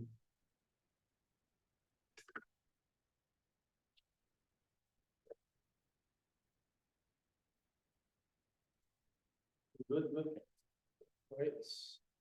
Okay, very good. Nice. Okay, so you can already see the equator here pointing inwards, this one pointing outwards. Okay, great. Okay, now let's move on. Okay, so the shape of this guy is called octahedral. Now, if you look at the bond angle, they just slap a 90 degrees over there and call it a day. Okay, but why is it 90 degrees? Okay, I want you to look at it separately again. Okay, let's look at the equatorial plane first, the one in red. Can I ask you what's the bond angle here? Let's look at the equatorial plane. 4 bonds. How far they can go apart with each other? 90, right? Hey, wait, I thought 4 bonds can go up to 109. Why is it only 90 here? Just now we draw tetrahedral, right? This is 109 one. Why is it not 109 here? Why is it only 90? Why is it only restricted to 90? Guys, exactly. Guys, this is a 2D equator, right? Equator is flat. It's 2D. So can you see, right? Because this guy can't make use of the 3rd dimension, he cannot afford to get even further to 109. Tetrahedral had the freedom, right, to use all 3 dimensions. But here, the electrons are only restricted to 2 dimensions, and we know the furthest is 90 degrees. Does that make sense? Okay, So in this case, it's 90. Can I ask you, the axial plane is what? Yeah, exactly. It's perpendicular to the freaking equator, right? 90 also. That's why over here they just put it as 90, but actually can be split into 1. All good? Okay, so you all get the idea. This one's quite easy, really. Okay, and then the rest of the shapes also very simple. And what? Yeah. Now 5-1. Guys, you look at 5-1. All I'm going to do is to remove the south pole. Okay, so I will remove the south pole.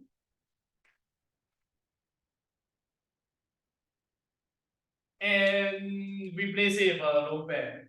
Okay, I only have the north pole, right? Do you all notice the bond angle is still 90 degrees? 90 degrees on the equator and still 90 degrees with the north pole, so it's still, you know, it's called square pyramidal. And guys, neat little trick here. Whenever you see the word square, right, just put 90 degrees as the bond angle. Because the square is 90, this one very simple. Okay, can? So not too common. The more common one is 4-1. Sorry, 4-2. Okay, see I have the north pole, south pole here. Here I only have the north pole. Here I have no poles. Okay, so I literally have no poles, just lone pairs. And then the equator is just gonna remain. You all notice the common theme over here is that the equator remains. And that's all. No more other shapes really. Okay, can I ask you is this a 2D or 3D shape? If I have no more north pole, no more south pole, I only have the equator. So what shape is it? Sorry, is it 2D or 3D? 2D, right? I only have an equator. The equator is 2D. So here, the name of this guy is very easy to remember. Square, planar. Why square? Because square, right? We get 4 bonds. Okay, planar. Planar means 2D right now. And the angle is also 90. So you notice, that's why it says 6, right? It's actually very simple. Because it's all 90 degrees. And very easy to visualize. Not like just now the 5 or some seesaw nonsense coming in. Wow, okay, very hard for. Okay, can so far? Yeah. With that said, okay, we're gonna try some examples. Okay, today's lesson is gonna be a bit intense because we cover more things. Okay, can you move on to the next page? Now that we know all the shapes, we try a few practice examples. I don't try everything, we have no time. Okay, now. Okay, maybe you try part 1 first. Actually, it's good to try all. Okay, we try the first example. Okay, I'll show you guys what is required first. Okay, now here they're not just asking you guys to draw dot and cross. Here they're asking you all to draw the entire thing. So the entire thing meaning there are some steps. First of all, currently we are still not very familiar. You need to draw dot and cross first. As we get better, right, there's a way to skip the dot and cross diagram. Okay. Then now, SO3. Can you go and draw the dot and cross for this guy first?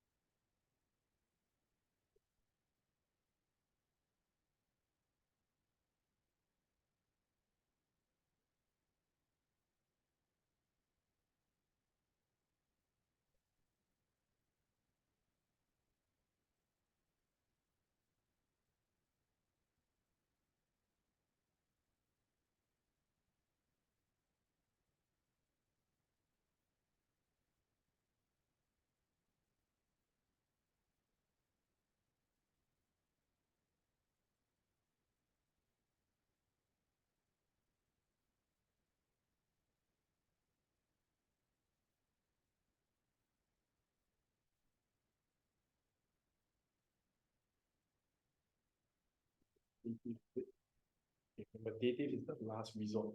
You should do it normally first. Only if cannot normal, right? Cannot hold more than 8. Then you change to dative bonds. Okay, there shouldn't be dative bonds in this structure, okay, guys, because this is how it looks like. SO3, you don't have to care about the shape yet, by the way. Oxygen can form how many bonds? 2 bonds, right? Just draw 2 bonds first. Okay, 2 bonds, 2 bonds, 2 bonds. You shouldn't think about dative bonds now. Dative bonds is the last resort. Okay, fill in the rest. Then now you ask yourself, sulfur, do you need to fill up anything else? No, right? But do you need to change anything to dative bonds? No, because sulfur can expand its octet. It has 12 electrons here, it's fine. That's why that's the answer. Cannot have any dative. So now, guys, dot and cross done. To determine the shape and all that, we need to count the number of bond pairs and lone pairs. So guys, can you all count for me? The lone pairs, where do I count? Do I count the side or the center? Who do I care about today? Do I care about the side guy or the center guy? Get a definition. Definition says central atom. Never care about the side atoms. Look at the central atom. Can you count for me the number of bond pairs and lone pairs? Okay, how many lone pairs? We start with that. 0, right? Okay, how many bond pairs? Okay, you tell me 6, right? That's wrong. Okay, because I need you to take note of this as well. You write this at the side. Huh? Double and triple bonds is considered as one bond pair. Why? Can I ask you a double bond, if you consider it as two bond pairs, does it you're gonna separate the two bond pairs, right? Okay, can you see? If you count it as two bond pairs, meaning you're telling me that the double bond will like repel with each other, then become two single bonds. Doesn't make sense. The double bond doesn't become two single bonds. So that's why the double bond will stick to each other. So it's considered as one bond pair. So how many bond pairs are there? 3. So guys, 3 bond pairs, 0 lone pairs. Do you all remember what shape this is?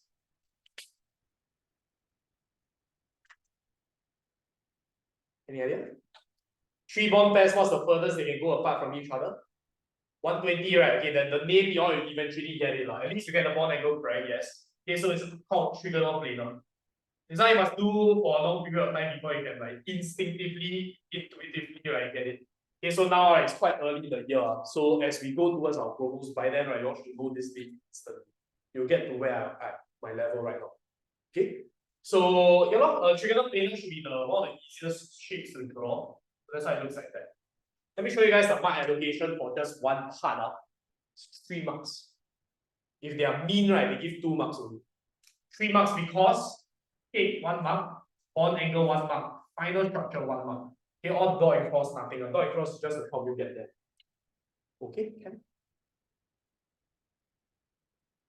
Okay. Can. Okay. I want you guys to try 2 more examples, then we need to move on already. Okay, we try ICL3 and SO2. Okay, then we move on. Okay, I'll leave you guys to it. I'll go first.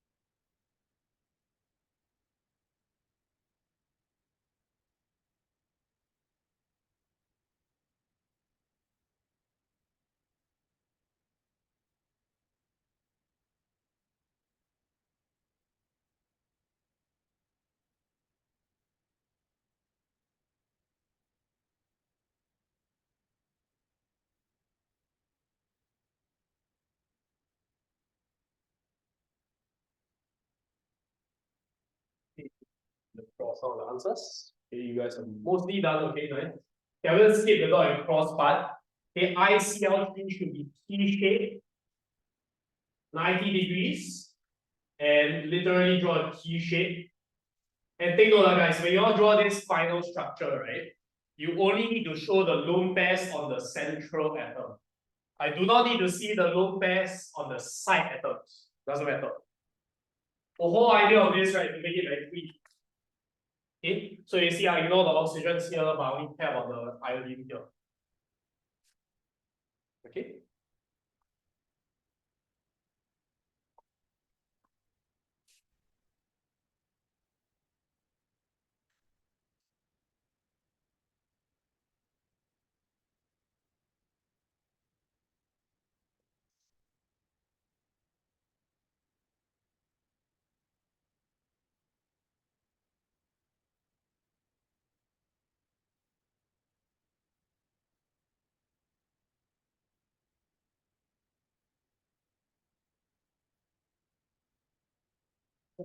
Can you know, tilt the thing also can.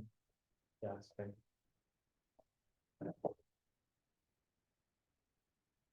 Right, SO2, okay, nice. Okay, so SO2, no negative bond.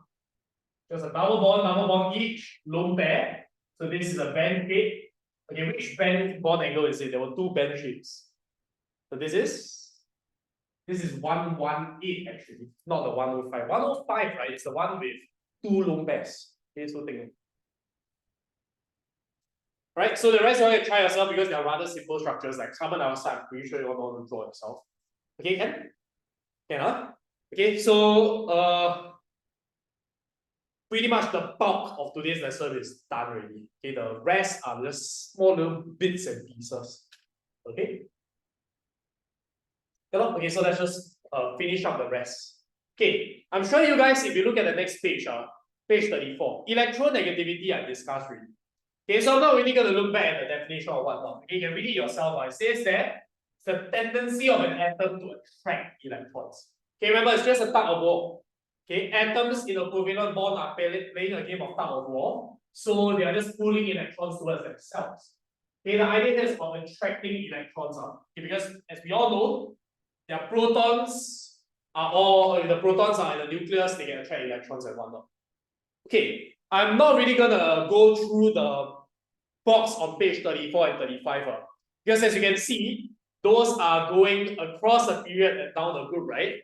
That's actually stuff we have learned in atomic structure. How to navigate a periodic table. We don't have time for this. Okay, that one you all can answer yourself. Okay, because I thought you already. Okay, instead, right, I just need you all to draw a sketch of a periodic table like this. Okay, and we're just gonna know how to navigate a periodic table. Okay, so we know you can go across the period and down the group. That's perfectly fine. Can I ask you all what's the top 3 most electronegative elements? Okay, and where is FON in the periodic table? Just point to me, top right, bottom right, where? Top right, right? Okay, so then from this, guys, can you infer some things? As you go across the period, electronegativity must what? Increase, right? Because it's a higher track. Okay, so you honestly, even if you forget, right, just use a bit of common sense law. Okay, FON, right? Just put it at the top right, then you just figure out on the spot. Guys, you go down the group, what happens to electronegativity? Okay, you started off very high at the top, then you go down, then you decrease. Yeah, well, that's it. Hey guys, I remember telling you all, when you go across a period and down the group, the trends must always be same or opposite. Opposite of each other. It doesn't matter what you explain. Electronegativity, atomic radius, whatnot. Go up here, this one must go down. Opposite. That's how they purposely arrange. All good. Okay, so done. Okay, that's all you kind of need to know for electronegativity. Can we explain before it? Okay, so with that said, can you look at the bottom of page 35? Okay, we're just going to use some terms now. Okay, CF. Okay, who's more electronegative? F. So the electrons in the center must go towards F, right? Okay, so last time I draw something like that to help you all visualize. Okay, but you are never going to This is damn ugly, right? Okay, this is too ugly already. So we can't do this. Okay, what we need to do, okay, just put the bond in the center for now. It's nice. Okay, but another notation, okay, is to use charges. Okay, I'll take a look. If M is stealing the electrons, does it have a plus or minus charge? If it's taking electrons. He has an overall now minus charge, right? How about carbon? He's losing the electron, so now he has an overall what charge? Positive. But guys, I ask you, is this an ion? Can we really put positive and negative there? No. Okay, so you cannot put extra charges on. You'll write down also. Cannot put extra charges as there is no transfer of electrons.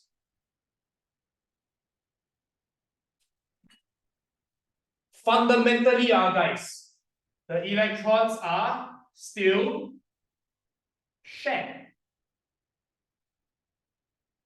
Right. Okay, this is a covalent bond. Covalent bond definitely about sharing of electrons. In this case, maybe it's not an equal share. Okay, the share is more towards fluorine, maybe like 80-20. So because we can't put extra charges, we'll add this sign in the back. Kind of looks like a musical note of some sort. Okay, so this is called a partial charge or delta charge. I don't know, a lot of different terms. Okay, so how to draw this? Just draw something like that. Okay, this is called a partial charge, not an actual charge, because yeah, that's to denote all this. Okay, so guys, take a look. This is what we call a polar bond. A polar bond is a bond that has electronegativity difference, like CF. So can I ask you, what is a non-polar bond then? A non-polar bond has no electronegativity difference. Guys, what kind of bonds have no electronegativity difference? If both atoms are the same, right? Okay, if they are the same atom, they're not going to have a difference in electronegativity. Like, for example, a ClCl. They're not competing with each other, right? Okay, but you must take note of a very important exception. CH. CH bond from now on is non-polar. The reason behind that is because their difference in electronegativity is so small that it doesn't matter. There's a difference, yes. Okay, but too small already. Too insignificant. Okay, good. Let's take note of that. Okay, this one very easy concept. Honestly, nothing very special here. Okay, so we're gonna really breeze through this. Oh, good. Okay, but guys, we don't look at bonds most of the time. We look at molecules, right? Okay, if you want a polar molecule, we need two things. Okay, this is the more important one. Number one, no shit, we need a polar bond, obviously. How can a polar molecule have non-polar bonds? I mean, it's possible, right? Okay, but the next important idea is this. Okay, there must be an overall dipole moment. Okay, what's a dipole moment? I'll just come back to this one. A dipole moment is literally an arrow telling you where the electrons are going towards. So the electrons here are going towards F, so it's point there. But this looks like a dative bond, right? So you just put this little line here to distinguish it from a dative bond. Okay, so this is what we call a dipole moment. All clear with this? Okay?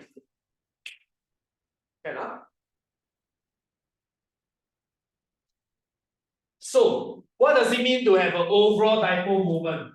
Bear this in mind, they cannot cancel out. Let's look at some examples. Okay? We just go straight to the examples right after this. Okay, but so far, anything that you all need to clarify. Okay, once again, electronegativity difference. This is called dipole moment. Is in a bond.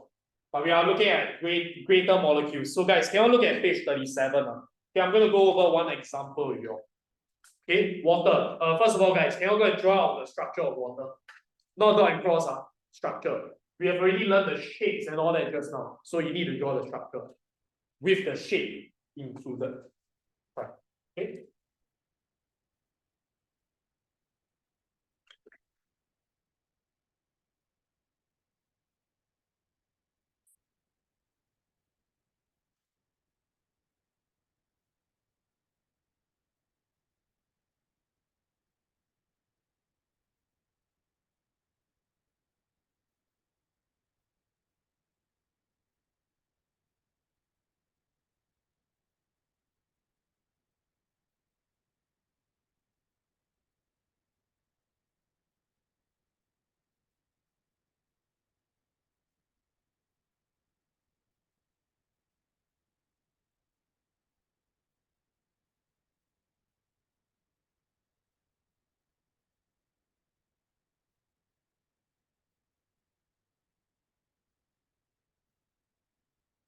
Okay, nice. Okay, so here I'm telling you all that the shape matters. Okay, so water, right, is one of those simple air structures that you need to remember. Okay, if you draw this for water, wrong already. Okay, cannot be linear shape because water, especially on oxygen, has lone pairs. Okay, now guys, can I ask you who is more electronegative? So oxygen must have what charge? Partial negative. Hydrogen partial positive. Just draw for both. Can I ask you where the electrons going towards? Going towards O, right? So just point towards O lah. Point towards O. You see that? Hello?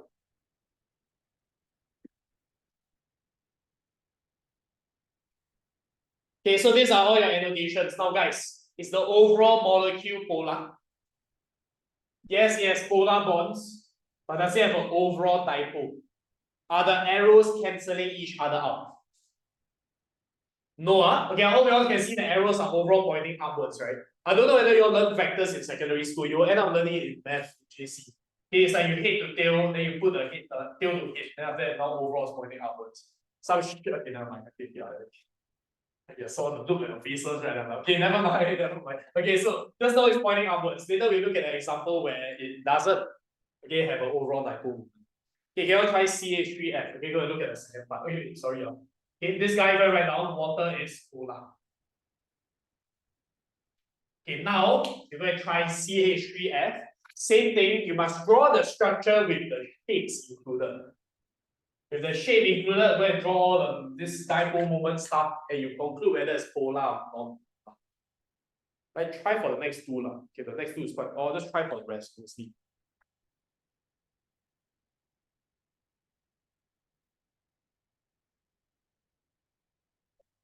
Okay, shouldn't be a huge issue here. It's just applying what you learned just now. Okay.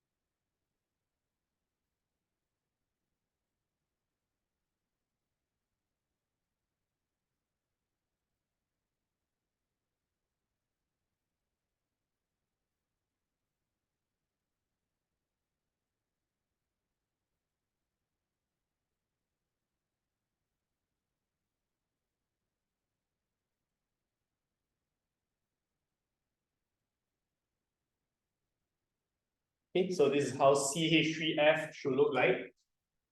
The shape here is called tetrahedral, right? Okay, it doesn't matter where you place the F. Okay, because they're all pointing in 4 separate directions. Okay, just point F anywhere. I'll just put it on top because it looks nice. Okay, so notice where's the polar bond? Only CF. Meaning to say CH is non-polar, there shouldn't be any annotations on CH. It's just CF when F is more electronegative than C. So then the arrow is pointing outwards like that. That's it, nothing else. Do not write anything on the non-polar bonds. All okay with that? Yeah? All good? Yeah, can. Okay, so is this overall polar or non-polar? Is the arrow being cancelled out by anything else? No. So this is an overall polar molecule. Because it has an overall dipole moment. That's just how it's explained. Can? Try for carbon dioxide and then for CCl4, sorry. Okay, right after I'm done with these two, we'll take a short 5-minute break. We still have one more thing to cover. Not very long also, very fast.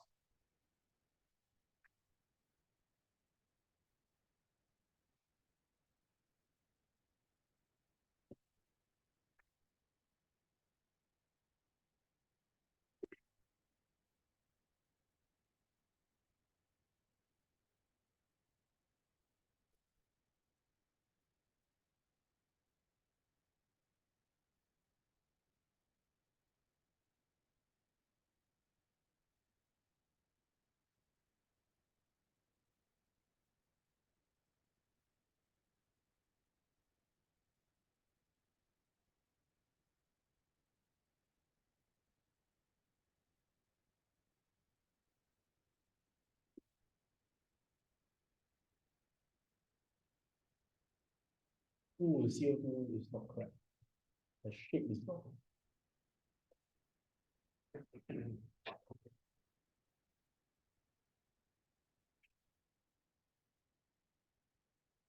Okay, for CCl4, the last question, right? I'm gonna explain. I'm gonna need you guys to write an explanation later. Okay, later we write together. Okay, you'll just finish up carbon dioxide first.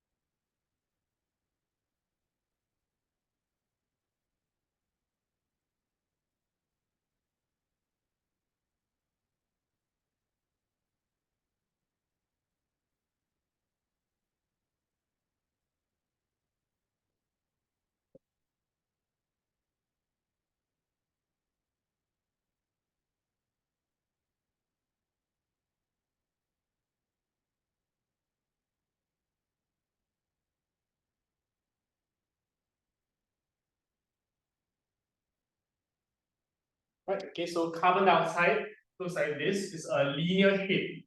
Now, because it's linear, right? The dipoles will end up cancelling each other out in both directions equally. So that's why there's no overall dipole. Carbon dioxide is a non-polar molecule. So you must know this because carbon dioxide is a common molecule. It has polar bonds, yes, but it doesn't have an overall dipole. So overall, it's non-polar still. Okay?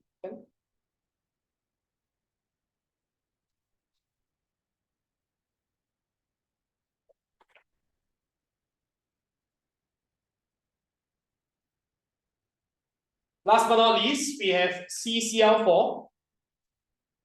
So CCl4 is what shape? Tetrahedral, right? Now, where are the polar bonds? Everywhere, right? Okay, so we have CCl. Cl is more polar than C. Go ahead and write all the partial charges first, and then you go and draw the arrows slowly. It's very congested in that sense. Okay, but then just draw all four. Can you see that? So can I ask you, is there an overall dipole moment? Okay, answer is no. Okay, a lot of people think, right? Okay, because I explained to you how tetrahedral works. Okay, this one is actually cancelling each other out in all directions. Some people think that this one, right, have 3 arrows pointing down and 1 arrow pointing up. So it is overall polar. No, okay, you all need to understand this and write the explanation. Okay, first of all, to explain CCl4, which is a very common molecule, I'm going to start this example. Okay, CCl4 is tetrahedral in shape.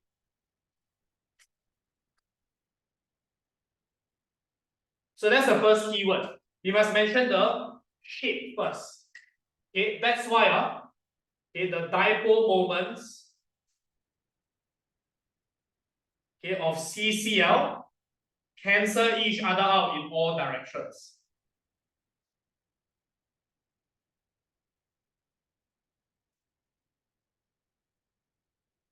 Okay, main keyword is in all directions because tetrahedral is actually 4 separate directions, not 3 pointing down, 1 pointing up. Okay, and that's why CCl4 is non-polar. Very important example.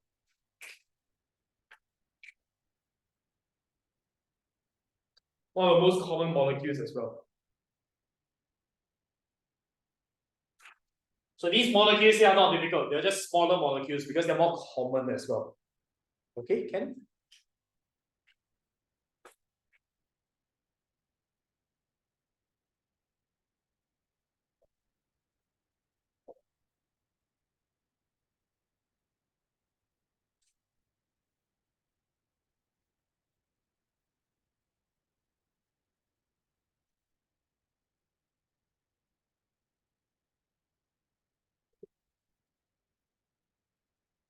Right, guys, do you need a break or should I just quickly finish it?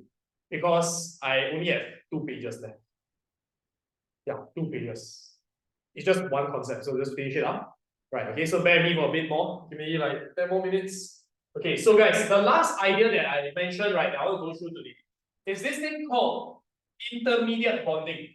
So a rather interesting concept in the first place. And then give me some new ideas here, okay, but it's very short, that's not much. Once you get it right, that's it. Yeah, okay, the questions they can ask are not that much. Okay, the questions are not very application heavy also. Okay, so you just need to understand the content here. So anyways, okay, let's take a look first at the premise. The premise is this. I mentioned to you guys earlier, right, that ionic bonds are all about the transfer of electrons. Covalent bonds are about what? Sharing, yes. Okay, so you can already see they are polar opposites of each other, right? 2 different ideas. Okay, but in real life, I already mentioned we have this thing called intermediate bonding, where it's a mixture of transferring and sharing.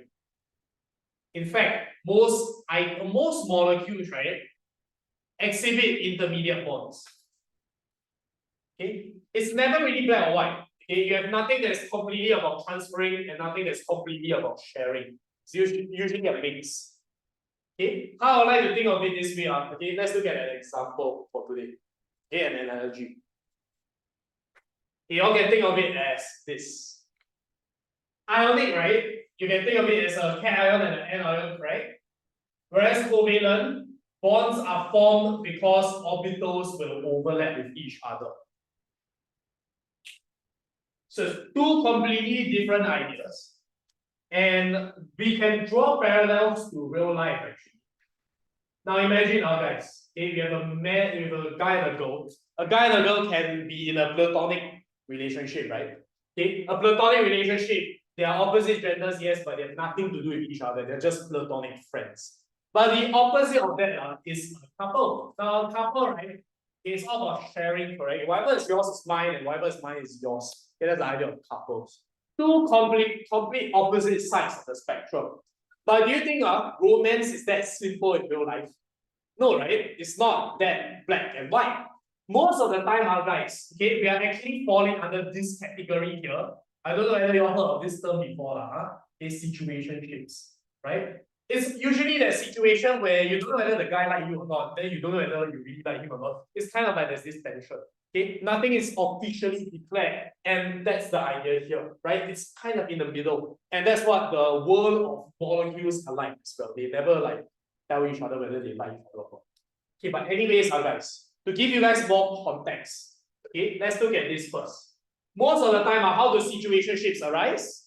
It's because you all started off as platonic friends first, right? Okay, but never really remain as platonic because suddenly this guy then handsome and cute. Then after you, okay, all the feelings start coming in already. So fundamentally, guys, think of ionic bonds. Ionic bonds are fundamentally platonic friendships, but then after a while, right, there are some ionic bonds with covalent characteristics. Covalent means you start to develop a bit of feelings for this guy, right? Okay, so ionic bonds with covalent character, this is the first scenario. You started off fundamentally platonic, but then you start to develop some feelings. That's how situationships arise. How do we explain this? Let's draw a few diagrams inside. Now, what is the chances of this happening? What makes you flirt with some guy who you think is just your friend? Right? Imagine the cation is a 3+ charge. Imagine this guy is very attractive. If the guy is very attractive, right? Is there a higher chance of you flirting with him? Probably, right? So imagine you are the N ion, and then this here.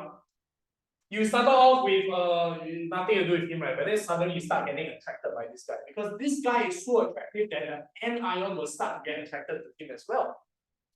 So what's happening? Why does it look so weird, right? This circle, whatever circle that I'm drawing, is an electron cloud. An electron cloud is a new idea. You can think of it as this way. It is the region in which you can find the electrons. You can think of it as okay, the region around a molecule or ion containing electrons. Okay, first. Okay, so both of these outlines represent this thing called electron cloud. As you can see, the N ion cannot keep it to itself. Okay, the K ion is very attractive, so it inevitably gets pulled towards the K ion side. Now, if it was 100% about transferring of electrons, there's nothing going on. But here, there's a bit of flirting going on here. So I want to kind of like highlight this part. This part here, right, is kind of like a sharing. This is the slight degree of electron pairing.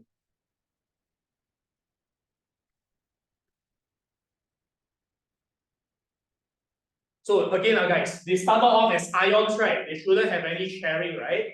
But then because the guy is so attractive, the cation is so attractive, the anion gets a bit tempted.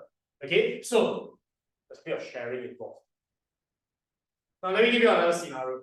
Okay, now imagine okay, you think about it, if the guy not very handsome, right? Do you think you will like have a higher chance of flirting with him? Not really, right? You also not very willing. This guy maybe not so handsome, not very cute. Okay, so how? The anion isn't as tempted, right? Maybe a bit tempted okay, but then not as tempted. Right? So you notice this, is the electron cloud going to like get pulled towards the cation as much if the guy is not as attractive? No, right? So you can already see the region at which they share electrons is a lot smaller. There's less electron pairing. Compared to the guy on the left, this guy probably goes to the gym and whatnot. Okay, so pretty good looking. Okay, so lots of electron sharing. This guy maybe haven't thought there yet. Okay, so take a look, guys. You all notice the factor here. The factor here is how handsome the guy is, right? Okay, how handsome the guy is it will affect how much girl will flirt with him. So here we are looking at the cation's attractiveness. To put it into more legit terms, right? We're going to look at the charge density of the cation.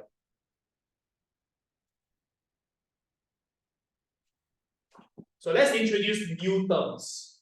Okay, the higher the charge density, the more attractive the guy, right? Okay, we're going to use the word higher the polarizing power.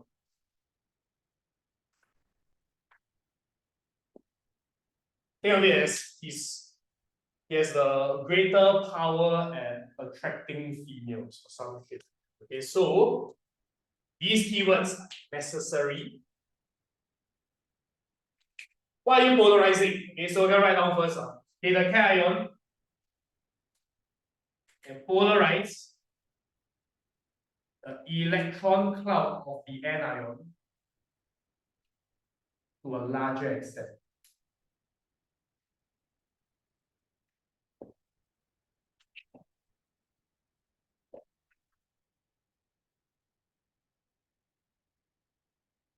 What does it mean to polarize? To polarize is a verb. You polarize something means okay, you all know initially the anion is just like that, right?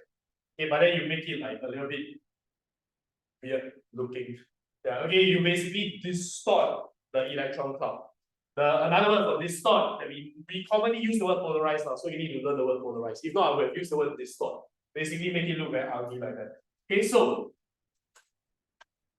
he polarized this guy, meaning he pulled this guy along, right? Okay, so he polarized the electron cloud. Take note that you must polarize the electron cloud. You don't polarize the anion. So highlight all these keywords. Okay.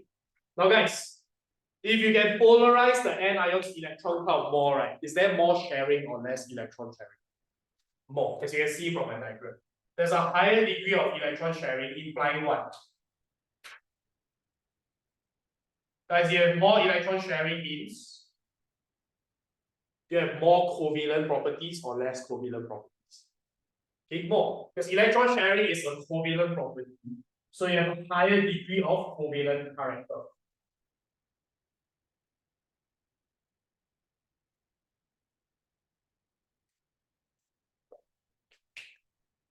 Who answer?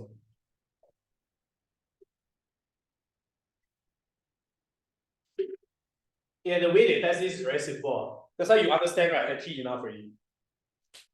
Because all you need to know, right, is you compare two different compounds and you explain this. You literally just write, copy and paste this and finish it. There's no application yet, at least. Okay, can? Guys, to put it into real life perspective, 3 plus and minus, we write down AlCl3. 2 plus and minus is actually MgCl2. Guys, who has more covalent properties? AlCl3, right? Because this guy has a higher degree of covalent character, from now on in JC, right? AlCl3 is considered a simple covalent molecule. Okay, I know it's metal and non-metal, so your thing is ion, right? But actually, because it's quite significantly covalent, AlCl3 now looks like this. Okay, not Al3 plus 3Cl minus. No. Okay, can? So that's the reason why it looks like that. Is that your know? Okay, but MgCl2 is the covalent character that's significant. As explained, not much of electron sharing, not very covalent. So that's why he's still considered an ionic compound.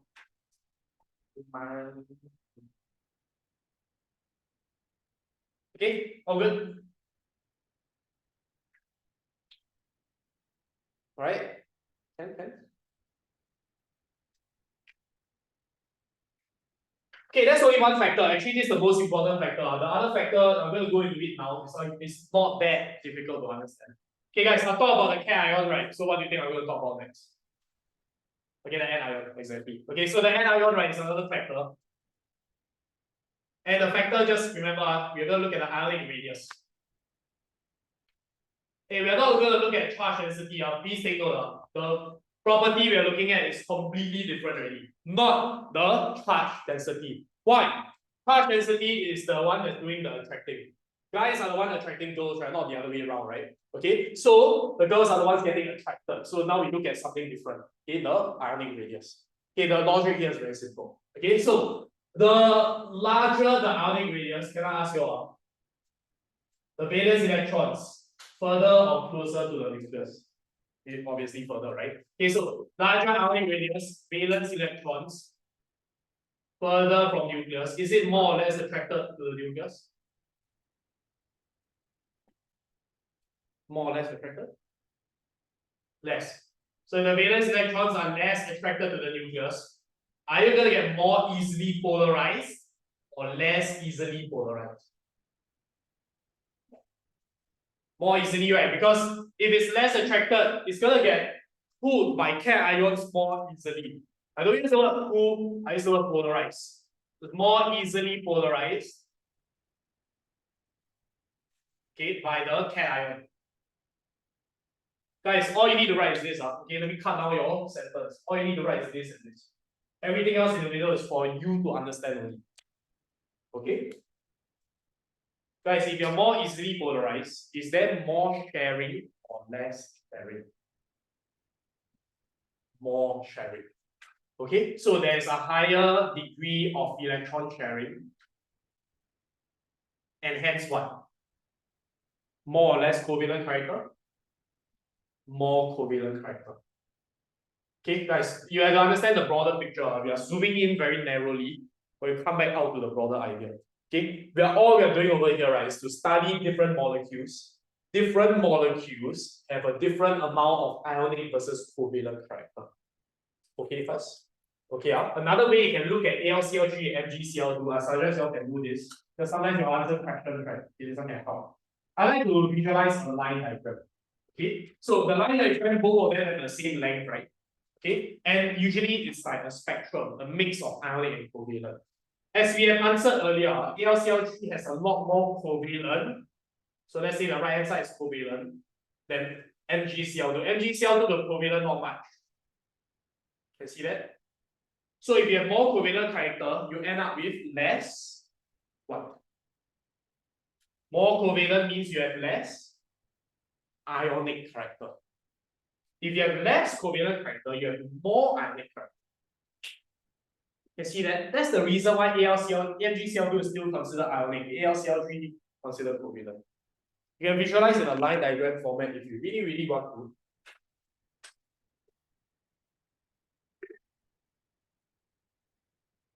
Okay, so far. And that's pretty much it for this segment.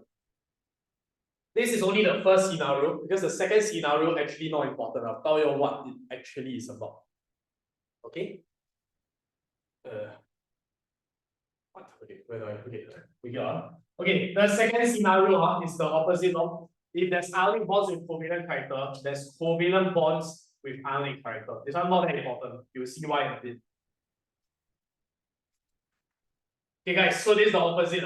Just now you started off as friends, and then they end up developing some sort of feelings. Okay, here you start off as a couple, right? And then eventually there's a you don't share things equally with like your you don't always share things equally with your partner. Maybe you want more. Okay, then you don't let it eat so much. Okay, but anyways, okay, covalent bonds with ionic character. How does this work? Okay, so if you all notice a covalent bond like this, guys. Yeah. Okay, do you think they share the electrons equally? No, right? Who actually is more demanding? Who takes more electrons? Yeah, okay, it's like imagine maybe you are the one who's more demanding in the relationship, right? Okay, so imagine F, right? It will have more electrons than carbon, correct? Because why? This is all about electronegative difference one. Okay, the dipole moment is going this way. So this situation, right, is referring to electronegativity. Fundamentally, yes, they are still sharing, right? You go out for dinner with this guy, and then you end up making him pay more, right? That's just how it works, right? Okay, so this is the guy. He end up paying like 80% of the share. You end up only paying 20%. So sometimes you all don't split 50-50, right? It's the same idea here. Good. So there's nothing for us to discuss here, honestly. It's just electronegativity. Can? Anything you want to clarify so far? Oh, good.